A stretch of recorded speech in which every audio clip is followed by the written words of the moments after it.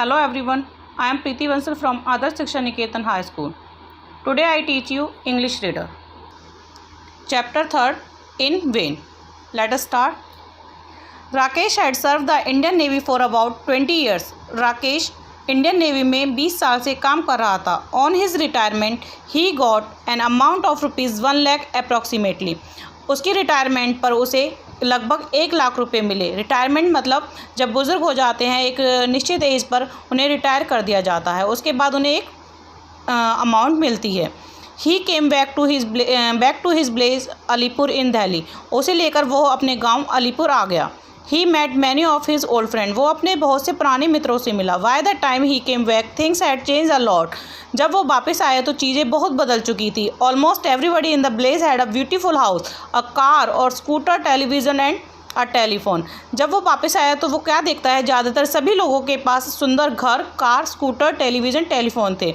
But he had to live in a small paternal house. लेकिन वो अभी भी उस स्मॉल पैतृक घर में ही रहता था. पैतृक घर, पैटर्नल होता है पैतृक, जो बुज़ुर्गों का होता है, बुज़ुर्गों की संपत्ति होती है, उसे हम कहते हैं paternal property. He had nothing of the modern thing. उसके पास कोई भी आधुनिक चीज़ नहीं थी. The amount he got on retirement was too small to buy even an acre of land. जो उसे रिटायरमेंट पर अमाउंट मिली थी वो इतनी कम थी कि वो उससे 1 एकड़ ज़मीन भी नहीं खरीद सकता था. He could not engage himself even in farming. He was a sad man. वो अमाउंट इतनी कम थी कि वो उसे खेती बाड़ी में भी नहीं लगा सकता था. He was a sad man. और वो एक उदास आदमी था. One day one of his maternal uncle visited his house. एक दिन उसके एक मैत्रिक अंकल उसके घर आए. मैत्रिक होते हैं जो जिन्हें बहुत अपनापन होता है, मातृत्व जैसा होता है, जो उसे सलाह देते हैं. Rakesh told him that he had wanted to do farming but he added the amount with his was too small to buy any land. Rakesh ने उन्हें बताया कि वो खेतीबाड़ी करना चाहता है, परंतु जो पैसा वो उसमें लगाएगा वो इतना कम है कि वो उससे भूमि भी नहीं खरीद सकता. The uncle suggested that he could go to some village in Bareilly district and buy almost 10 times the land with that much of the money. Uncle ने उसे सुझाव दिया कि वो बैरेली डिस्ट्रिक्ट में चला जाए और वहाँ पर जो ज़मीन खरीदेगा वो इसी पैसे में यहाँ से 10 गुना ज़्यादा ज़मीन खरीद सकता है. Rakesh felt happy to hear it. Rakesh यह सुनकर बहुत खुश हुआ. And decided to go to Bareilly. और उसने बैरेली जाने का निश्चय कर लिया. An old friend in his the navy lived at Dhampur in that district. उसी ज़िले में उसका एक नेवी का फ्रेंड रहता था. His wife insisted that he took his elder son Sonu also with him. उसकी वाइफ ने उसे कहा कि तुम अपने बेटे सोनू को भी अपने साथ ले जाओ. Sonu was then only 10 years old. Sonu केवल 10 साल का था. On a fine sunny morning Rakesh caught the train of Bareilly and reached Dhampur the same evening. अगली ही सुबह राकेश ने ट्रेन पकड़ी और वो धामपुर पहुंच गया. उसी शाम को धामपुर पहुंच गया. His friend Somnath had gone on a pilgrimage with his family. उसका फ्रेंड सोमनाथ पिलग्रिमेज में अपनी फैमिली के साथ रहता था. There was no one to receive Rakesh and his सन.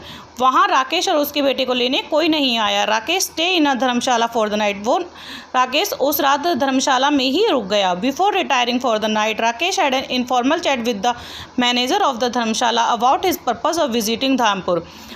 उस रात राकेश ने अनौपचारिक रूप से उस धर्मशाला के मैनेजर से अपने यहाँ आने का पर्पज़ बताया. The manager had a sound knowledge of the region. Manager को वहाँ के एरिया के बारे में, क्षेत्र के बारे में जानकारी थी. The manager said well friend Dhampur and the area surrounding it is not so fertile. Manager ने कहा कि धामपुर और उसके आसपास का एरिया इतना उपजाऊ नहीं है. फर्टाइल मीन्स उपजाऊ नहीं है. It could be better if you visit a village called Sohanganj in Bahraich district on the Indo Nepal border. इससे अच्छा होगा कि आप सोहनगंज चले जाओ जो कि इंडो नेपाल बॉर्डर पर है. वहाँ की भूमि ज़्यादा उपजाऊ है. It is not very far from here but the land over there is almost free. वो यहाँ से ज़्यादा दूर नहीं है. फार होता है दूर. वो यहाँ से ज़्यादा दूर नहीं है.